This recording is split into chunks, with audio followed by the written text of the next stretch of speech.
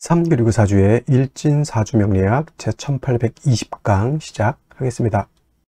오늘은 양력으로 2023년 10월 31일이고요. 오늘은 2013년 9월 17일입니다. 오늘 명식은 계묘년 임술월 임술일이 되겠고 일진은 임술이 되겠습니다. 자, 사주팔자를 분석함에 있어 제일 중요한 것 일주의 천간, 즉 일간이 가장 중요하다라고 하는 것. 일간과 다음으로 중요한 것은 월주의 지지를 말하죠. 월령이라고 합니다. 월령, 월지라고도 하고요. 원이라고도 이렇게 표현을 하는데 일간과 월령 가장 중요한 글자가 되겠습니다. 오늘 일간 임이라고 하는 천간이 일간이 되겠습니다. 임이라고 하는 천간 10개의 천간 중에서 9번째 천간이 되겠고요. 임이라고 하는 천간 5행으로 구분하게 되면 수가 됩니다. 임수가 되는 것이죠. 자, 목화 토금수라고 하는 것, 목이라고 하는 것은 나무가 되는 것이고, 그 다음에 화라고 하는 것은 불, 토라고 하는 것은 흙, 금이라고 하는 것은 쇠, 그 다음에 수라고 하는 것은 물이죠.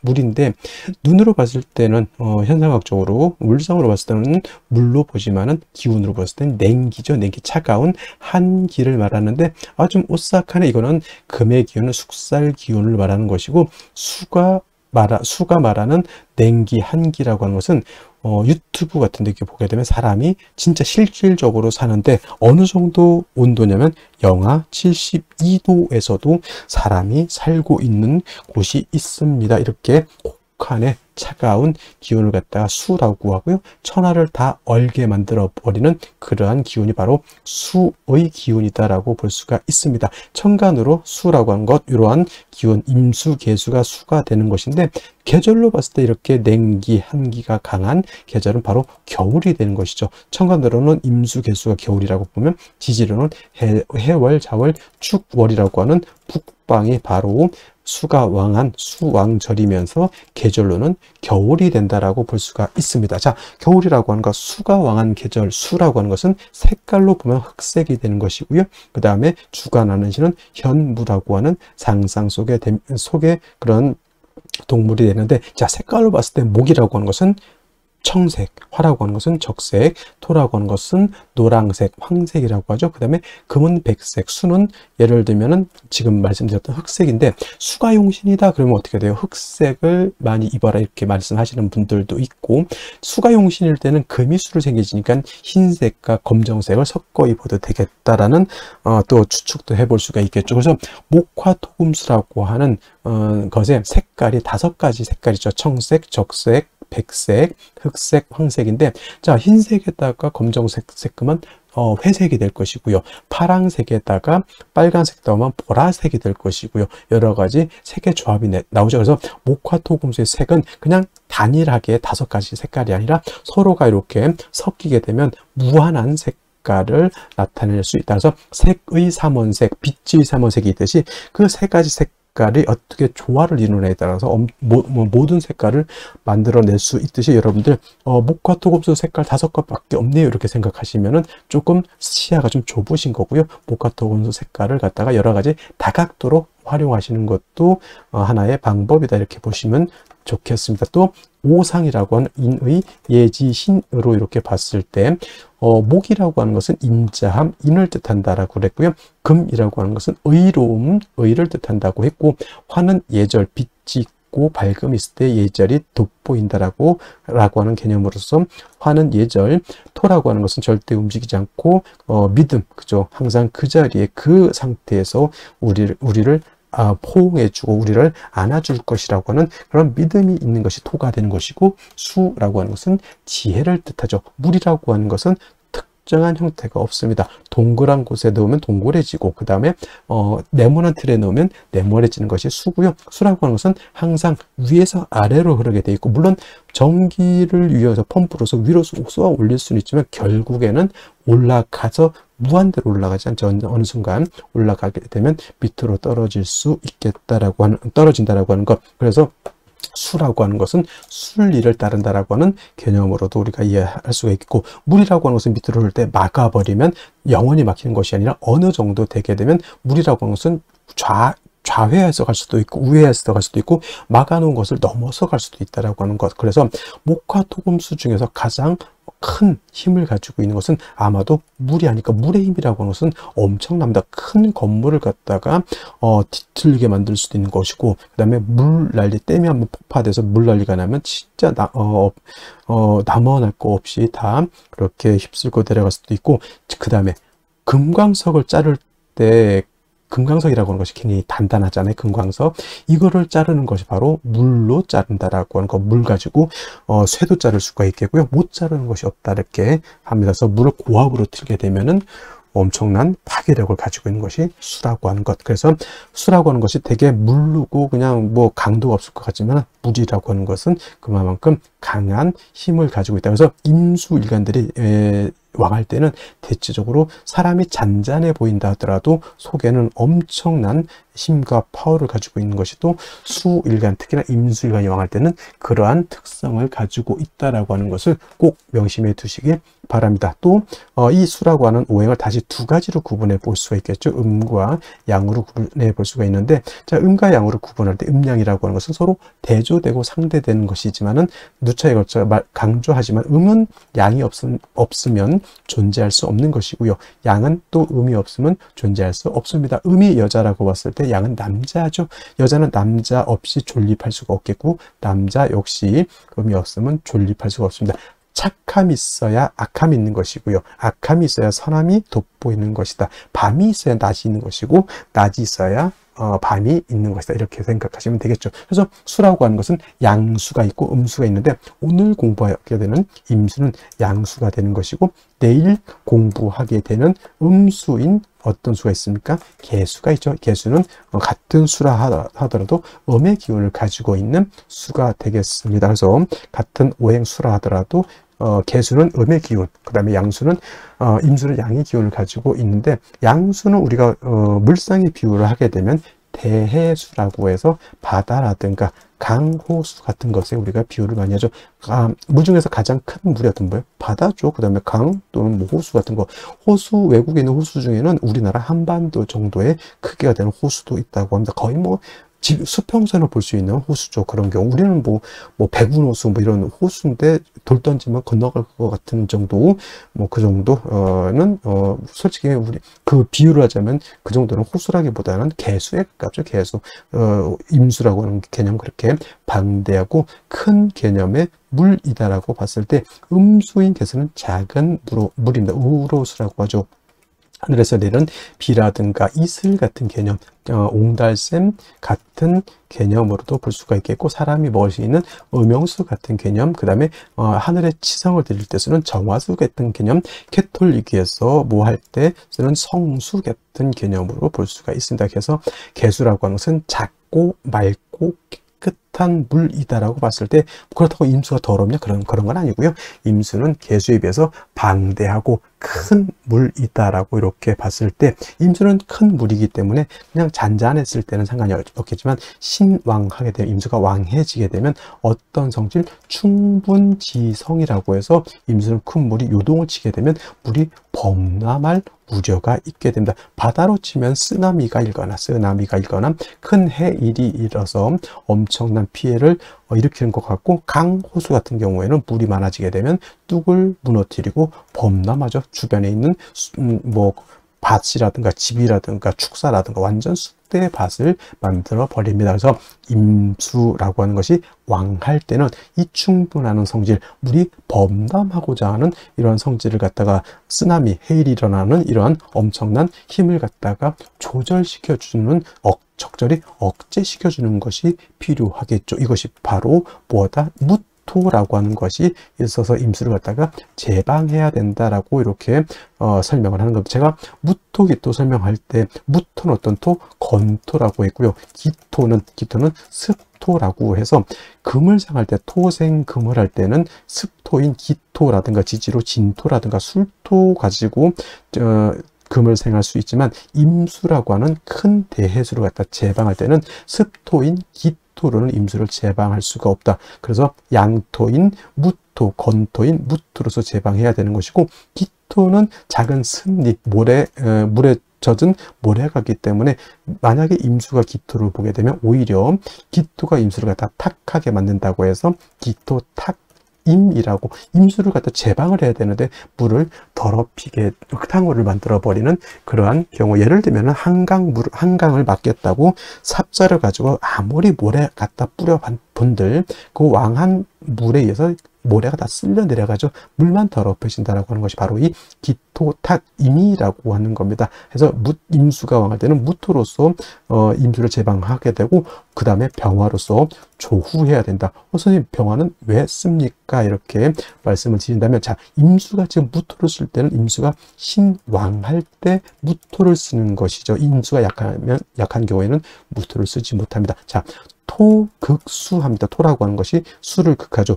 왕한 임수를 무토가 극한다라고 하는 개념은 파극해서 없앤다는 것이 아니라 제방해서 임수의 용도를 만들어준다. 쉽게 말하면 소양강 댐을 만들어서, 댐이 무토가 되겠죠. 그 소양강이라고 하는 물을 가둬서 공업용수, 농업용수, 생활용수로 쓸 수 있게 만들어주는 것이 바로 이 무토인데, 임수가 왕할 때는 토극수하는 것이라 자칫 수다. 물이 많으면 토가 붕괴되는 그러한 현상이 나타날 수 있기 때문에 임수가 왕할 때 무토를 쓸 때는 반드시 병화로서 무토를 갖다가 화생토하면서 화생토에서 토를 도와줘야 되는 필요성이 있겠고요. 또 한 가지 수는 뭐라고 했습니까? 물이지만 기운으로 봤을 때는 냉기, 한기라고 이렇게 말씀을 드렸죠. 물이 많아질수록, 임수가 왕해지면 왕해질수록 물이 많아지는 것도 해당이 되겠지만, 기온이 영하 10도, 영하 20도, 더 왕해지면 영하 40도, 영하 50도까지 크게 떨어지면 물도 얼고 나무도 얼고 토도 얼고 다 결빙되게 됩니다. 얼면 용도가 없습니다. 그래서 무토로서 왕한 임수를 이렇게 제방할 때는 병화라고 하는 것으로서 토도 도와줘야 되지만, 물이 왕해서 냉기가 심해지면 안 되니까 차가운 그런 기운을 갖다가 따뜻하게 조후해주는 용도로서 무토 병화를 같이 써야 된다라고 하는 것이 핵심 포인트가 되겠고요. 반대로 임수라고 하는 것이 아무리 대수라 하더라도 항상 왕할 수는 없죠. 임수일간이 예를 들어서 4월, 5월, 미월, 진술, 축월 같은 때 태어나거나 인월, 묘월 같은 때 이렇게 태어나게 되면 써드릴까요? 4, 5월, 그 다음에 진술, 축, 묘월은 토가 왕한 계절이니 진술, 축, 미월 같은 경우, 그 다음에 인월은 모광절, 묘월도 모광절, 인묘월 같은 데 태어났을 때는 임술간이 신약이 되죠. 신약이 되죠. 이런 경우 자칫 무토를 쓰게 되면 극설교집이 되거나 해서 임수가 진짜 그때는 파극을 당해서 임수를 못 쓰게 되는 그런 현상이 나타나기 때문에, 이러한 경우에는 무토를 쓰는 것이 아니라 인성인 금으로서 금생수 해 주어서 임수의 근원, 수원을 마련해 주는 것이 필요하겠다. 그래서 임수는 왕하면 무토병을 쓰고, 임수가 일간이 약하면 금을 쓴다 정도 이렇게 기억해 두시고, 나머지 글자들은 그때그때 필요에 의해서 쓸 수도 있고 안 쓸 수도 있지만은, 임수는 왕하면 무토병화, 약하면 금, 인성, 경우에 따라서는 경금을 쓰는 경우도 있고, 경우에 따라서는 신금을 쓰는 경우도 있겠다. 그건 뭐에 따라서 달라진다? 월령, 월지에 따라서 차이가 있을 수 있다. 이렇게 기억해 두시면 되겠습니다. 자, 다음으로 월령에 대해서 살펴보도록 하겠습니다. 월령이라고도 하고요, 월지라고도 합니다. 월지. 다음으로 원이라고 이렇게 표현하기도 하는데, 월령, 월지 정도 용어 기억해 두시면 되겠고요. 월원이라든가 또는 제강이라고도 이제 이 자리를 표현하는데, 이 월령, 월지, 월원, 제강이라고 하는 것은 다 똑같은 말인데, 월주의 지지를 말한다라고 하는 것. 네 지지가 있죠. 연지가 있고, 월지가 있고, 그 다음에 일지가 있고, 그 다음에 시지가 있는데, 제일 중요한 것, 네 지지 중에서 중요한 것은 바로 이 월령이 된다라고 하는 것. 왜 그럴까요? 계절의 개념을 가지고 있는 것이 네 지지 중에서 바로 이 월지가 해당이 되는 것이고, 이 계절이라고 하는 것은 우리가 쉽게 말하면 추나 추동을 말하죠. 봄, 여름, 가을, 겨울을 말하는 것인데, 이 월령, 월지 안에는 왕세와 한열의 개념을 가지고 있다. 왕세라고 하는 것은 왕상, 휴수, 포태법으로 이렇게 배우죠. 왕상, 휴수, 사까지 이렇게 표현을 하고요. 그 다음에 한열이라고 하는 것은 한난, 조습을 의미한다라고 해서, 이 왕세라고 하는 것, 어떤 오행이 왕하냐 약하냐, 특히나 일간이 왕하냐 약하냐가 굉장히 중요하겠고요. 그 다음에 한열, 한난, 조습이라고 하는 것은 사주가 뜨거운지 차가운지 건조한지 또는 습한지를 알아보는 것이 바로 이 원령을 통해서 우리가 알 수 있다. 그래서 이 원령이라고 하는 것은 일간 다음으로 중요한 그런 개념을 가지고 있는 그런 글자가 되는 것이다 라고 볼 수가 있겠고, 그 다음에 이 왕세라고 하는 것, 그 다음에 한열이라고 하는 것은 반드시 중화를 이루어야 된다. 중화라고 하는 것 것을 추상적으로 그냥 중화가 좋다. 물론 당연히 중화가 좋겠죠. 근데 무엇을 중화를 시키는지를 알아야 되는 겁니다. 그래서 명리학에서는 왕세와 한열이라고 하는 것을 중화시키는 것을 굉장히 중요하게 여긴다라고 하는 것이고, 그 다음에 지금 이제 술월이 되겠습니다. 원령으로는 술월이 되는 것이고, 그 다음에 이 술월이라고 하는 것은 절기로 봤을 때는 한로와 상강으로 이렇게 구분해 볼 수가 있다. 한로와 상강으로 이렇게 되어 있는데 중요한 것은 한로가 되어야지만 월이 어디에서 유월에서 지금 술월로 이렇게 전환이 된다라고 하는 것. 그리고 신유 술월이라고 하는 세 개의 계절이 월이 있는데, 신유술월 모두 계절로는 가을이다. 신월은 우리가 초추라고 설명을 했고요. 그 다음에 유월은 중추라고 설명을 했고, 지금 설명하는 술월은 이제 모추라고도 하고요. 그 다음에 개추라고도 하고 만추라고도 합니다. 쉽게 말하면 늦 가을이 되는 것이고, 바로 이 술월이 다음 계절로 넘어갈 때는 입동으로 넘어가면서부터 해자축월이라고 하는 겨울로 넘어가는 것이다라는, 그래서 이제 신유술월 제가 설명할 때 항상 환절기가 된다. 환절기. 그래서 술월 같은 경우에는 가을에서 어디로? 겨울로 넘어가는 환절기가 된다. 그래서 술월 같은 경우에는 그 지장간에 정화라고 하는 것도 들어가 있지만은, 술토를 어떤 분들이 정화가 들어가 있으니까 온토, 따뜻한 토로 이렇게 생각하는데, 술월의 틀은 겨울과 맞닿아 있는 그런 계절이기 때문에 기후 자체는 굉장히 차갑고, 또 한 가지 중요한 것, 건조하다. 차갑고 건조한 것이 이 술월의 특징이 되겠습니다. 그래서 술토가 영활해지기 위해서, 용도가 있기 위해서는 반드시 따뜻해져야 되고요. 그 다음에 물이 있어줘야 되는 것이죠. 그래서 술월 같은 경우는 기본적으로 어느 일간이냐를 일단 막론하고, 병화라고 하는 것과 개수라고 하는 것으로서 일단은 술월의 기후를 갖다가 병화로 따뜻하게 해줘야 되는 것이고, 그 다음에 술월의 건조한 그런 기후를 갖다가 수가 있게 되면은 술토를 갖다가 윤택하게 만들 수 있게 되는 것은, 선생님 정화는 안 되겠습니까? 정화도 공력이 없지 않아 있지만은 기후를 조후하는 데 있어서는 병화가 월등한 그런 공력을 갖게 되는 것이고, 그 다음에 수 중에서도 임수도 있습니다만은 토를 윤택하게 하고 하는 것에는 개수보다는 임수가 상당한 공력을 가지고 있다, 이렇게 보시면 되겠습니다. 자, 또 다음으로 술월 같은 경우는 토가 왕한 토왕절이죠. 원래는 신유, 술, 서방이라고 해서 원래는 금이 왕한 계절이지만은, 실질적으로 금이 왕한 계절은 요 신유월이 금이 가장 강하죠. 신월은 금의 뭐가 된다 그랬습니까? 금의 임관지가 돼서 왕한 것이고, 유는 금의 제왕지가 돼서 가장 금이 왕한 계절이라고 하면, 술월은 신유, 술, 서방이 있기 때문에 금의 기운이 없지 않아 있지만은, 술월은 기본적으로 토가 왕한 계절이다. 그래서 술토라고 하는 것을 지장간으로 이렇게 보게 되면은 어떻게 되어 있느냐? 신금이라고 하는 것이 들어가 있고요. 그 다음에 정화라고 하는 것도 들어가 있고, 그 다음에 본기 무토라고 하는 것이 들어가 있죠. 그래서 진술, 충미, 토라고 하는 4개의 토는 지장간에 다 3개씩 들어가 있는데, 이 지장간 안에 들어가 있는 글자를 모두 쓸 수가 있다. 모두 쓸 수 있다라고 하는 뜻은 뭐냐면, 격으로도 치용할 수가 있겠고, 또는 용신으로도 사용할 수가 있다. 그래서 술 중에 있는 신금을 용신으로 쓸 수 있고요. 술 중에 있는 정화도 용신으로 쓸 수가 있겠고, 술 중에 있는 무도 당연히 용신으로 치용할 수 있다. 만약에 신금이라고 일간에 상관없이 신금이 천간에 투출되어 있다. 그러면 이 신금을 가지고 격을 잡습니다. 예를 들면 간목이다라고 하면 정관격이 되는 것이고, 임수라고 하면 정인격이 되는 것이고, 이렇게 본다라고 하는 것이죠. 그 다음에 정화 천간에 투출을 하게 되면 일단은 이걸 가지고 격을 잡는다라고 봅니다. 그래서 예를 들어서 일간이 간목이었다 그러면 상관격으로 보는 것이고, 임수라고 하면 정제격으로 이렇게 볼 수가 있는 것이다. 그래서 그 지장간을 쓸 수 있다라고 하는 것은 격으로도 치용할 수 있고 용신으로도 치용할 수가 있다라고 하는 개념으로도 이렇게 보시면 되겠습니다. 그 다음에 또 한 가지, 술월이 중요한 것. 술월은 그냥 여러분들 그냥 토라고만 생각하시면 안 되고요. 술월 같은 경우에는 인오술, 화국을 형성할 수가 있겠죠. 인오술, 화국. 그 다음에 지지로 진술, 축 및 토 등이 다시 많아질 수도 있습니다. 그리고 묘술 화도 될 수가 있겠죠. 그래서 단지 토만 왕한 것이다 라는 생각을 버리시고요. 이롯을 화국이 되면 술월이라고 하더라도 화가 왕한 기운을 띠게 되는 것이고, 토가 진술충묘월에 토가 다시 많게 되면 그야말로 토왕절에 토가 다시 토가 이제 왕해지는 것, 묘술 합화도 될 수 있다라고 하는 것. 그다음에 또 한 가지 신유 술방합도 형성할 수 있다. 그래서 술월에 이 토가 왕하지만 뭐 예를 들어서 신금이 이렇게 지지신금이 이렇게 있다거나 또는 뭐 신유금이 또 있다던가 이렇게 하게 되면 금이 다시 왕해진다라고 하는 것. 그래서 진술충미월은 그냥 단순히 토가 왕하다 이렇게 보시지 말고요.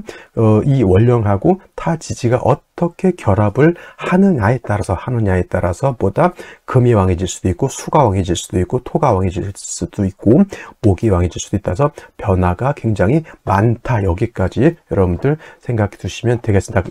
자, 이러한 술월에 일간 임수가 태어나게 되면 사주를 어떻게 배합하는 것인가? 자, 일간 임수라고 하는 것은 양수라고 말씀을 드렸고 대수적 큰 물과 같다. 그래서 일간 임수가 왕하면 충분한 성질을 가지고 있기 때문에 무토로서 임수를 제방해야 된다라고 말씀을 드렸고, 임수 일간도 신약한 경우에는 금으로서 금생수에서 수의 근원을 마련해 주는 것이 필요하다라고 말씀을 드렸는데, 자, 월령이 술월이기 때문에 술월은 토가 왕한 계절이고요. 토가 굉장히 왕하죠.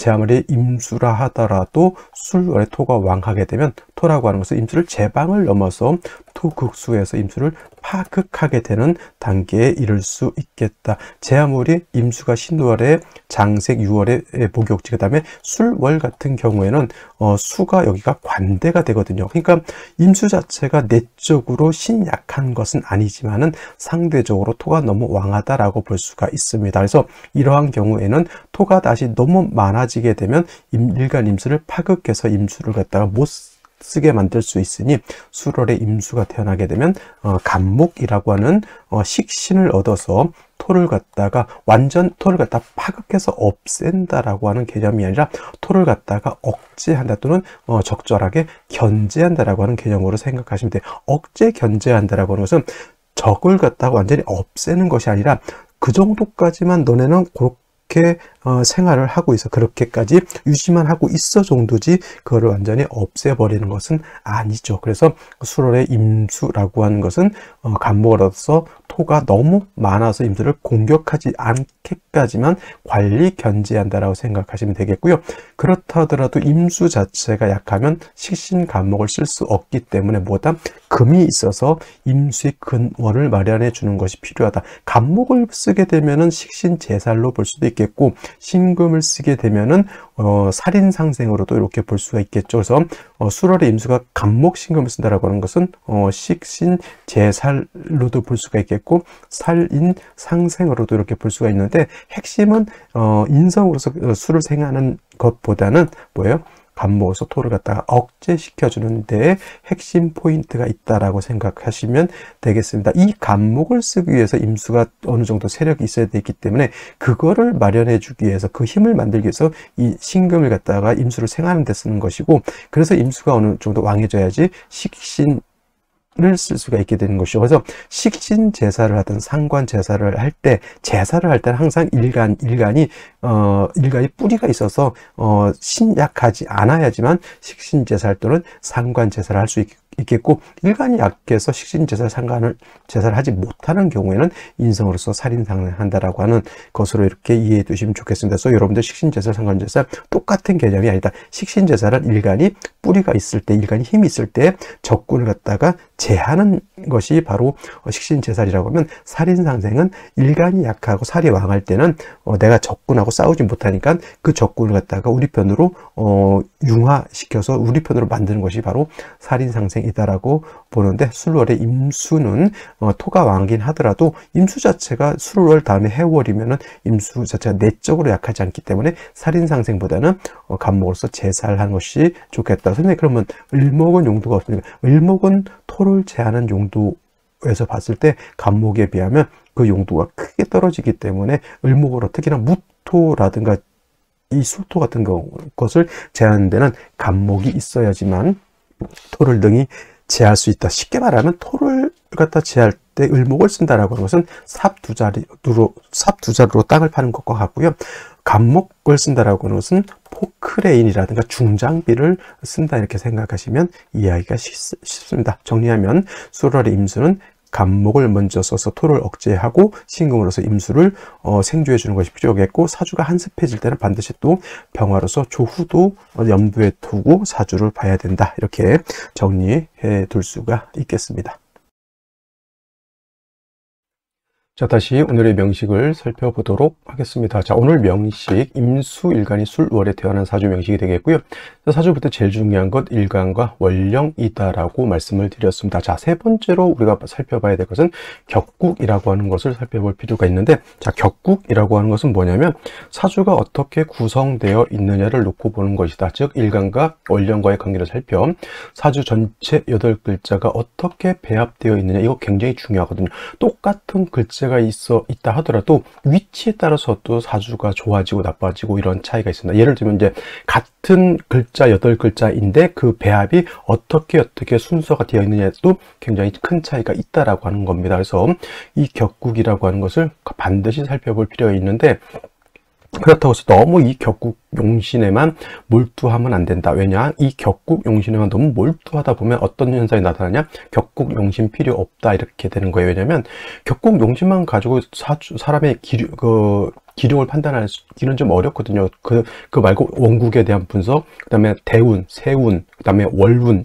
더 나아가서는 일진까지를 살펴봐야지 사람의 길흉화복, 운의 길흉화복을 보게 되는데, 격국만 파다 보면 격국이라는 것이 뭐예요? 사주의 틀이 어떻게 구성되어 있느냐 이거거든요. 그러니까 사주를 보는 관점 중에 한 20%, 30%의 틀을 잡고 있는 건데, 이것만 가지고 우리가 사주를 분석한다면 말이 안 되는 거죠. 그래서 격국 용신을 열심히 공부했던 사람들이 사주를 못 보니까 격국 용신 필요 없다 이렇게 얘기는 하는데, 사주의 틀을 아는 데는 반드시 격국 용신이라는 것도 필요하지만 여기에 너무 몰두할 필요는 없겠다. 그냥 전체 짜임새만 알면 된다 이렇게 생각하시면 되겠습니다. 자, 임수라고 하는 것은 양수가 되시겠죠. 양수, 양의 기운을 가지고 있는 수고, 월지에 있는 이 진술토라고 하는 것은 양토가 됩니다. 양 대 양의 관계가 성립이 되는 거고, 월지에 있는 토가 일간수, 나를 극한다. 토극수가 되겠고, 극아자, 나를 극한다고 해서 극아자라고 하죠. 극아자에 반대되는 것은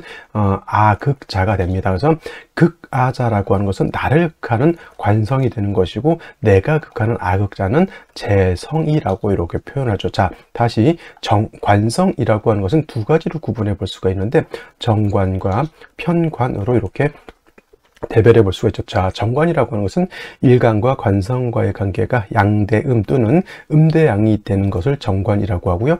편관이라고 하는 것은 오늘처럼 일간과 관성과의 관계가 양대양 또는 음대음이 되면 이건 편관이라고도 하고요. 달리 칠살이라고도 하니 오늘 같은 경우의 격국은 편관 격이 되는 것이고 또는 칠살격이 되는 것이다 라고 볼 수 있죠. 단 여기까지만 보면 안 되고, 술월은 토가 왕하고 일간이 약합니다. 물론 신유술 해자축 전반적으로 금수의 기운이 왕한 구간이긴 하더라도 월령 자체가 토가 당령 월령을 얻었기 때문에 상대적으로 수는 일간은 약하고 토가 왕한 그런 구조가 된 것이 살중신경하다라고 볼 수 있죠. 살중신경하다라고 해서 진월의 임수가 토가 왕한 거하고 술월의 임수가 토가 왕한 거는 똑같지 않습니다. 술월의 임수는 통거는 되지 않는다 하더라도 내적으로 굉장히 왕한 세력을 가지고 있는 것이 바로 술월의 임수가 되는 것이고, 그 다음에 술토라고 하는 것 안에는 지장간이 들어가 있겠죠. 지장간 뭐가 있습니까? 초기라고 하는 것으로서는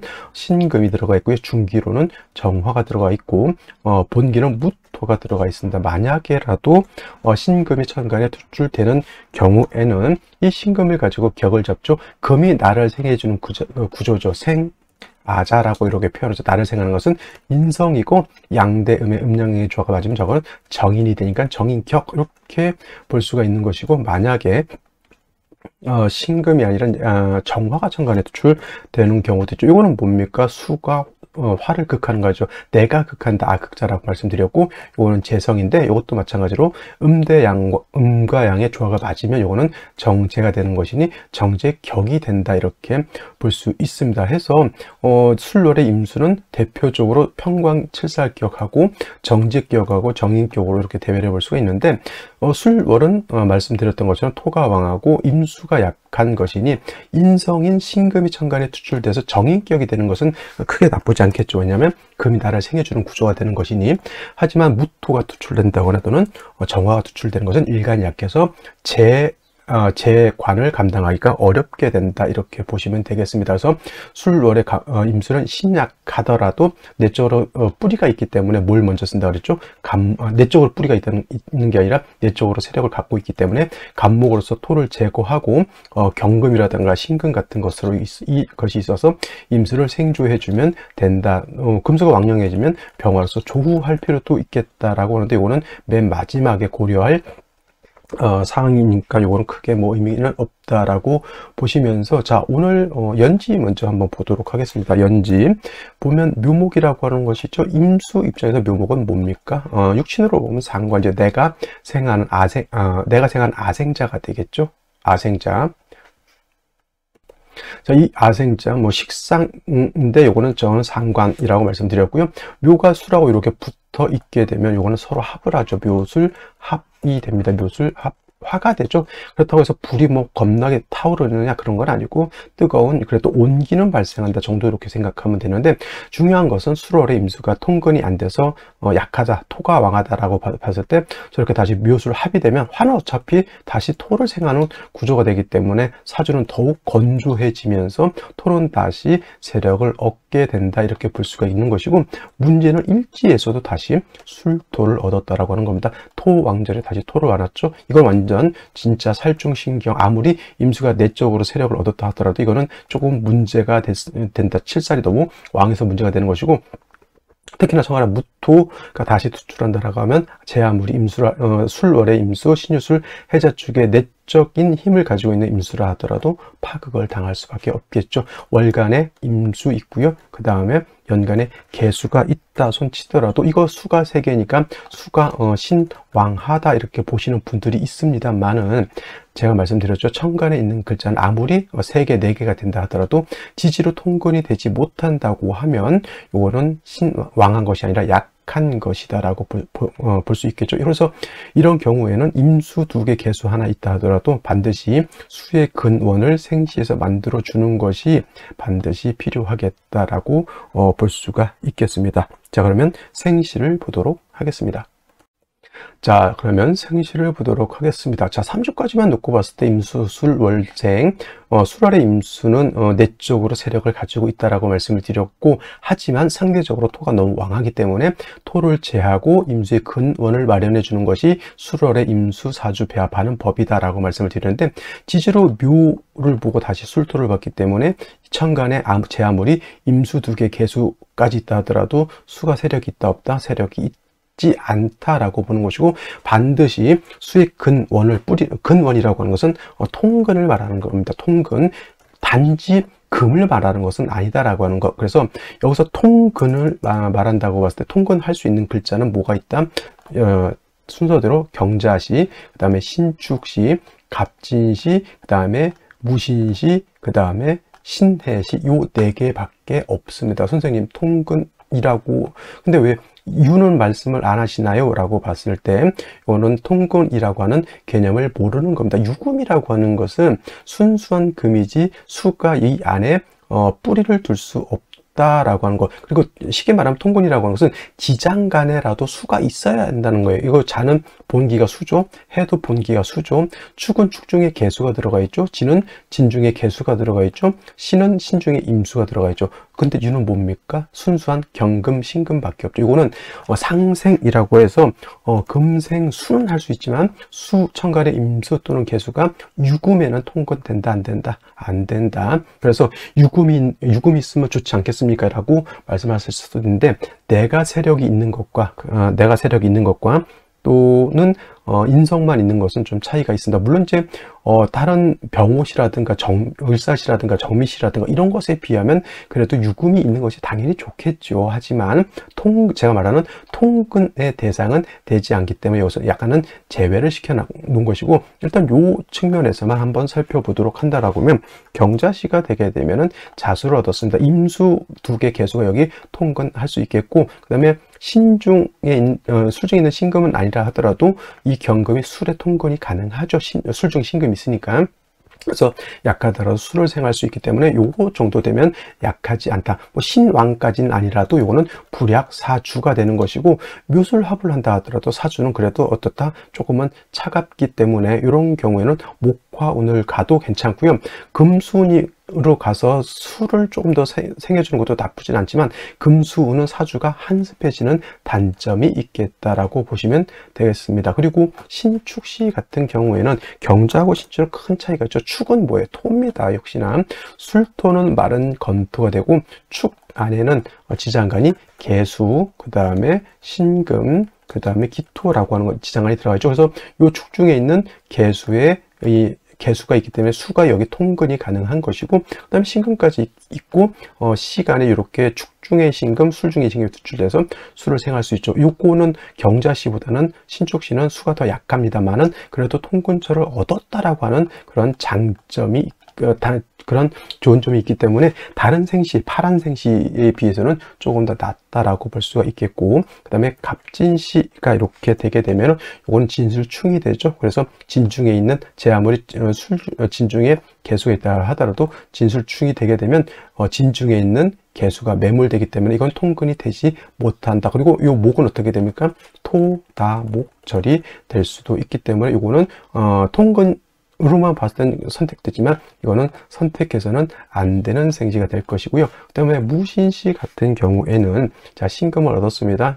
금은 술을 생할 뿐만 아니라 수가 여기 통근도 가능합니다만은 상대적으로 술월에 일지술토까지 있는 상태에서 무토 본기가 투출하게 되면 제아물이 제아물이 수세개가 신에 통근한다 하더라도 이 무토는 술을 갖다가 매몰시킬 엄청난 파괴력을 가지고 있다, 이렇게 볼 수가 있습니다. 물론 뿌리가 없는 이민계묘, 뭐 을사병호 정미시에 비해서는 신금을 얻은 것은 나쁘지 않지만은 무토 투출된 것은 굉장히 조금 어렵지 않을까라는 감내해내기 어렵지 않을까라는 생각이 들고요.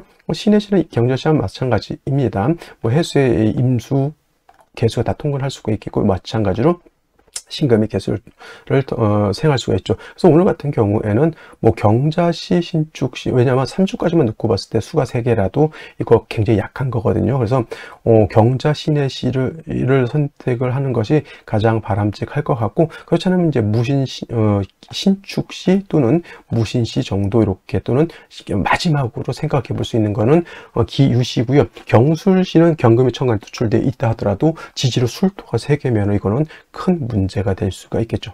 매우 박약과 좀 뭐랄까 정신적으로 좀 약한 친구가 될 수가 있습니다. 그래서 오늘 같은 경우 경자시, 신해시, 신축시, 무신시 정도 이렇게 선택하는 것이 가장 바람직하다, 이렇게 말씀드릴 수가 있겠습니다. 자, 오늘이 바로 10월의 마지막 날입니다. 10월의 마지막 좋게 행복한 하루 되시기 바랍니다. 자, 저는 내일 또 찾아뵙도록 하겠습니다. 감사합니다.